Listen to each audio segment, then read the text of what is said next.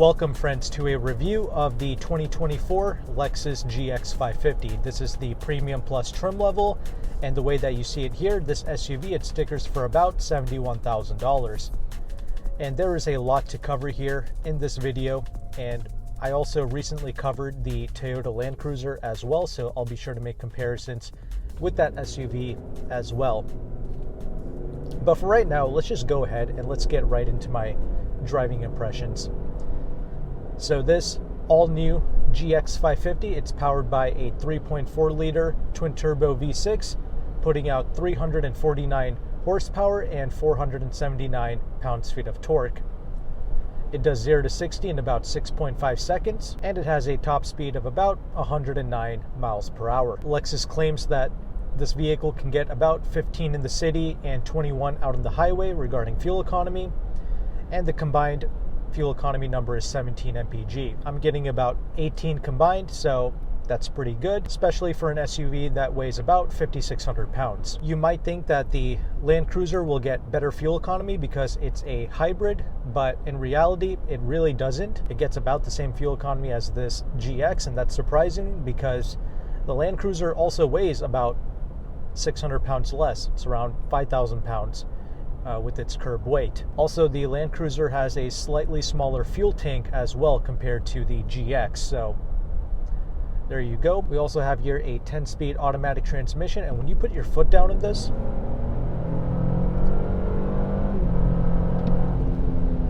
you are really off and going. This is truly a quick machine, both around town and also out on the highway. When you're already up and moving and you get on that throttle, this SUV just effortlessly surges off. And yes, this does feel quicker than the Land Cruiser as well. Brakes are pretty good. Brings this big SUV to a stop nicely. All the inputs regarding the way this SUV drives is very good. Steering, brakes, throttle, there's no real lag with this SUV. That's what really gives you confidence. There's no lag with the drivetrain, and you don't have to be driving around in the sport mode either.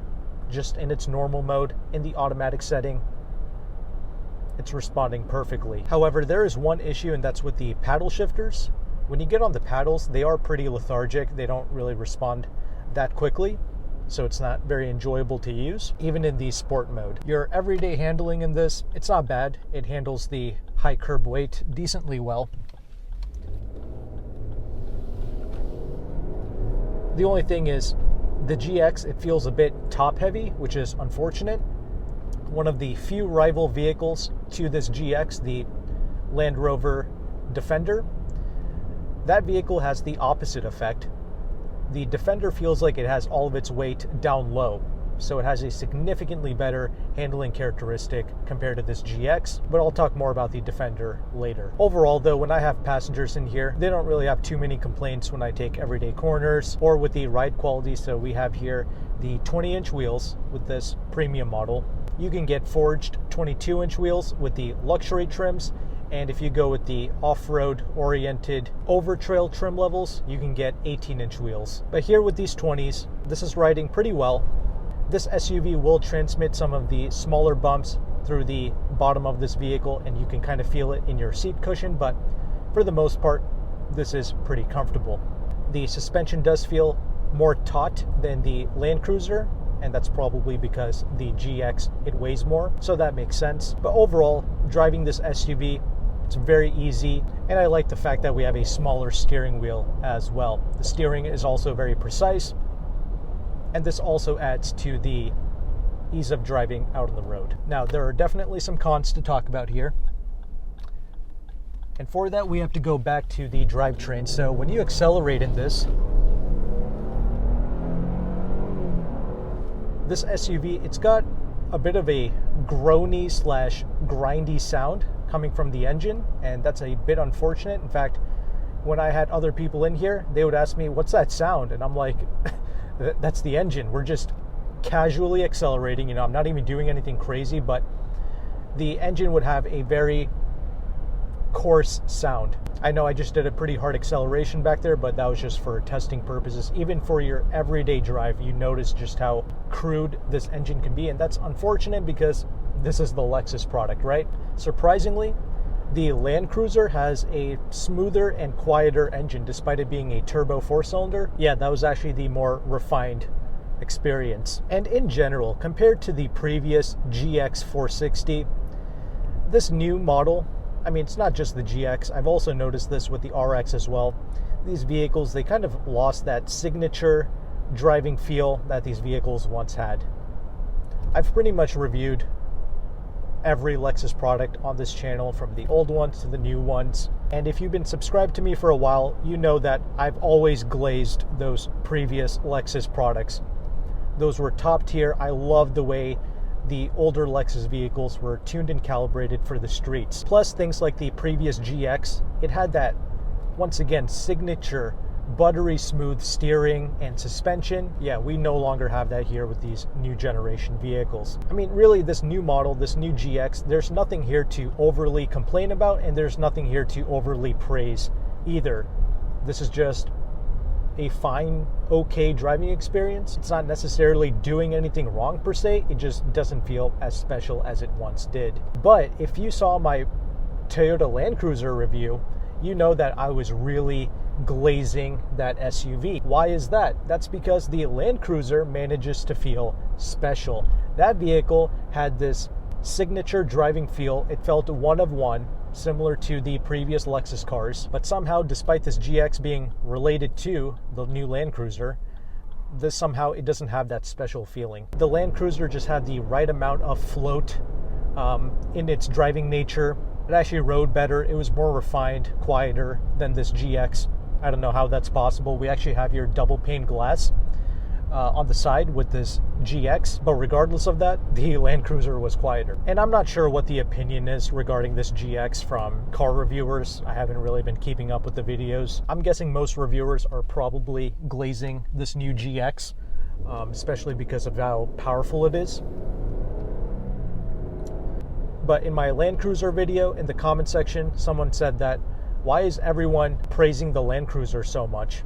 So I'm guessing a lot of other car reviewers like the Land Cruiser too. Well, people are glazing the Land Cruiser because it's a good driving product. That's why. There's nothing wrong with giving praise where it's due. I have no issues with that. But this GX though, being, you know, between 70 to 80 grand, I just expected a little bit more out of this, especially since I knew just how special the previous GX was. Most car reviewers and even consumers, they just totally wrote off the previous GX. They said it was dumb, slow, clumsy, all of these things. Well, guess what? When that stuff is gone, that's when people really begin to appreciate it.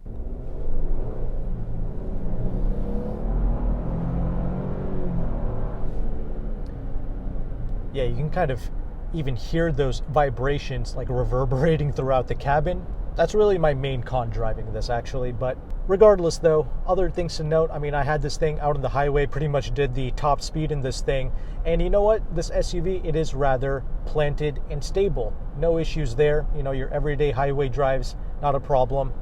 Sure, when you have more significant wind gusts, that can sort of persuade this SUV, but regardless, that's pretty much the case with most vehicles when there's wind gusts. Really, if you want something like this, you know, a luxury off-road type of SUV with this boxy style, your options, they are limited, and this is one of the few products out there alongside the Land Rover Defender and the Ineos Grenadier, I guess. But of course, not everyone is going to like the way the Grenadier feels, although it does look amazing. But the Land Rover Defender, now that SUV, it's pretty much better in every way compared to this GX in terms of the drive and also the interior space.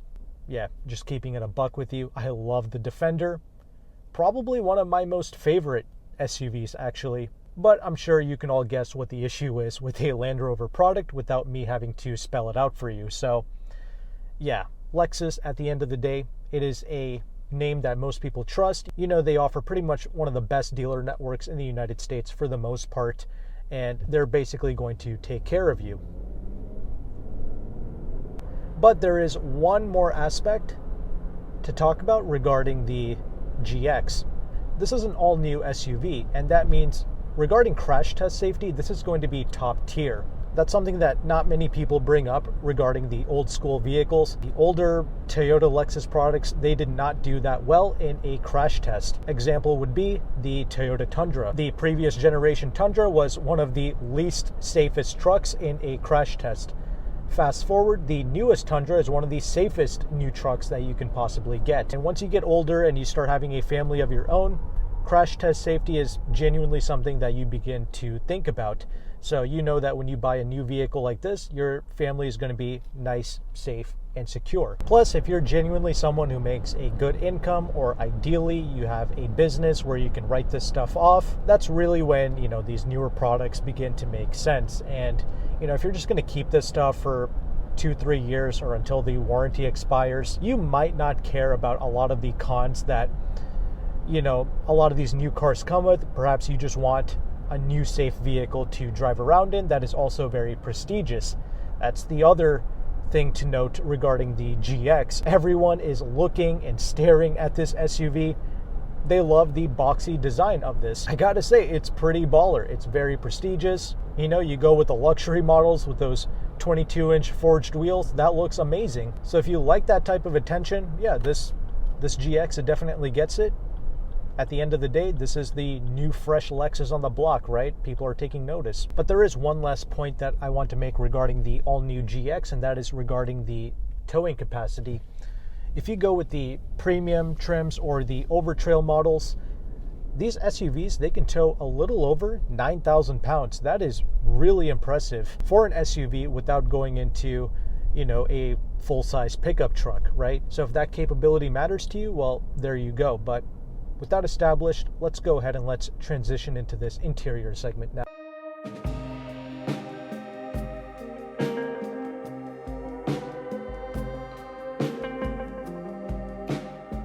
All right, now that we are stopped, let's go ahead and let's talk about this interior space. For the most part, this cabin, it's not bad per se, but once again, it's lost that robust quality that the previous generation GX once had. Certain panels inside of the new GX 550, it just feels a bit chintzy, but for the most part, it's not horrible by any means. Compared to the Land Cruiser that I tested before, we actually have a lot more soft touch materials, and I do appreciate this kind of honeycomb pattern that they've implemented into the perforations of this door panel. That's pretty good, and all of the buttons and the switches, that feels nice. When you go over the bumps, this interior, there's nothing creaking or rattling in here. Plus, I really like this massive infotainment screen.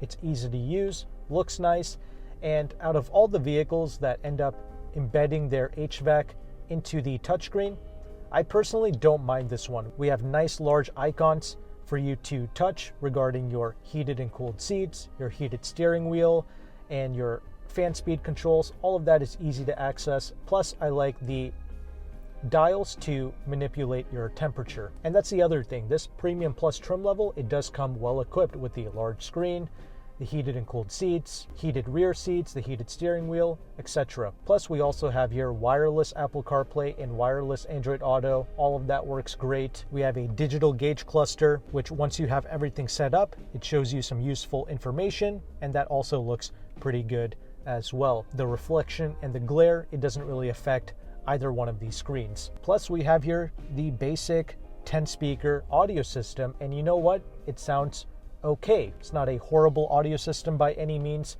but you have to make sure that you go into the infotainment and you enable the surround sound function.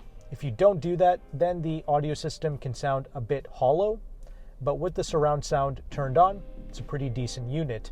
But if you want to get the Mark Levinson audio, you have to step up to the Luxury Plus model, where you can get the ML audio as standard, or if you go with the Overtrail Plus or the regular luxury trim levels, you can add the Mark Levinson as an option. Personally, if I were to get this SUV, I think I might go with the Overtrail Plus, so I can once again option in that ML audio.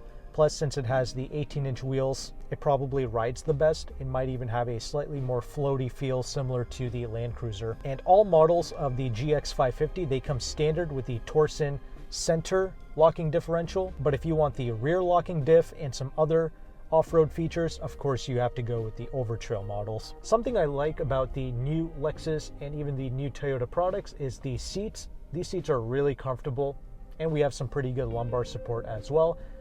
We also get 3-way memory seats for the driver, and the passenger seats in the front of this Premium Plus, it is electronically adjustable. I also like this little wood veneer flap, which you can just press down and it will unveil to you your little 12-volt socket, and you can just press up again and it goes back into place. I really like that. And you also have 2 USB-C ports in the front. You have your drive mode select and your 4-wheel drive controls as well. Once again, I like the size of the leather-wrapped steering wheel. It's on the smaller side. It's nice to grip onto, and it makes managing this SUV that much better. The center armrest and the glove box offer some decent space. We also have a sunroof here with this Premium Plus, but weirdly enough, there is no sunglass holder. I thought that was interesting. But we do have the garage door home link embedded into the rear view mirror. We have one-touch up and down windows for all 4 windows. You can put a decently large size bottle in the door pockets. We have a physical gear shifter, and you even get a 360 camera as well with this Premium Plus. Again, really well equipped. However, I will say that similar to the Land Cruiser, the width of the cabin in the front, it's not that great. So if you have a pretty wide driving position, then yeah, that's just something to watch out for with this new GX. All right, let's go ahead and let's talk about the second row seats. So I am 5'11".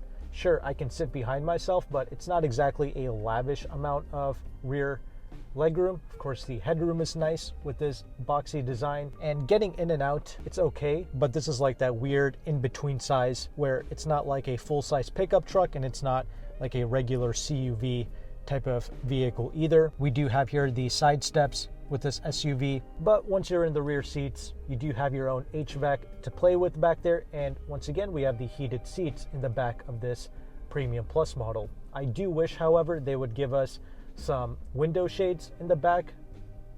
That would be good to see because this is a Lexus at the end of the day. And something else to note, this GX, it's actually a 3-row SUV, and surprisingly, I can actually fit in the 3rd row of this vehicle. Sure, it's a bit awkward. The floor is a bit higher, so my knees are sitting up higher.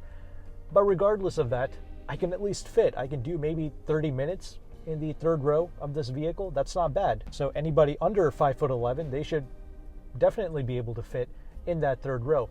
Definitely not useless, although it can be useless if you're traveling with 7 people and you try to carry their things, because once you have the 3rd row up, you have absolutely no trunk space at all. But once you have the 3rd row folded down, then of course you have a really nice sized trunk. And with the rear tailgate, you can actually press a button on the outside to just raise up the glass portion. But personally, I don't really like that. You were able to do that with the Land Cruiser as well, but if you don't properly close that glass flap, then you won't be able to control your tailgate with the key fob. Like, it just won't open. And most people, myself included, we don't just want to slam that piece of glass shut, right? But that's what you have to do to properly close it. I wish they would just implement that Toyota 4Runner design where you can just press a switch and the windows would just roll down electronically. I think that's the best move, but oh well. We do have the spare tire located underneath the vehicle, but that's my look at the 2024 GX 550.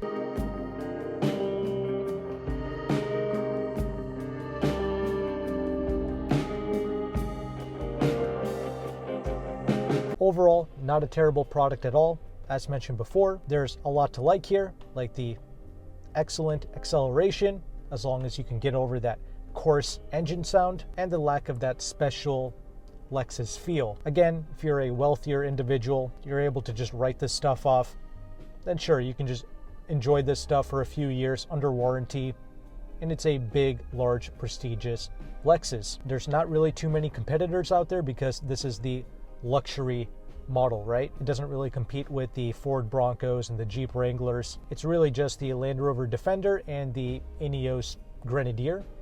Yes, I love the Defender, probably one of my most favorite driving SUVs out there. That's a truly special feeling product, but once again, not everybody wants to deal with a Land Rover product. Now on the flip side, we got the Toyota Land Cruiser, but of course, that's a Toyota. It doesn't have the same cachet as this Lexus, but the Land Cruiser feels great to drive. at least the one that I got. That was a brand new press car with like 600 miles on it, as opposed to this GX, which has 12,800 miles on it. So of course the Land Cruiser that I got, it performed flawlessly, and most importantly, it had some character. It felt special to drive. It felt like no other new car being sold on sale today. So that's why I was so high on the Land Cruiser. But keep in mind, that was the 1958 model. The 1958 Land Cruiser is easily the best value proposition in the lineup. Once you go up in trim level and you start adding in options, then the Land Cruiser begins to cost around $70,000 as well, which is about the same as this Premium Plus GX. Even a top of the line Over Trail Plus with the ML audio system will be around 80 grand, maybe even under $80,000. So once you factor in absolutely everything like prestige, the dealership experience, safety, power, features, etc. I mean, yeah, there's not really much else in the new car market competing with the GX. So for the right buyer, this can still make sense. But as always, let me know your thoughts in the comment section below. If you found value with this content, make sure to like and subscribe. Thank you again for watching. Take care and goodbye.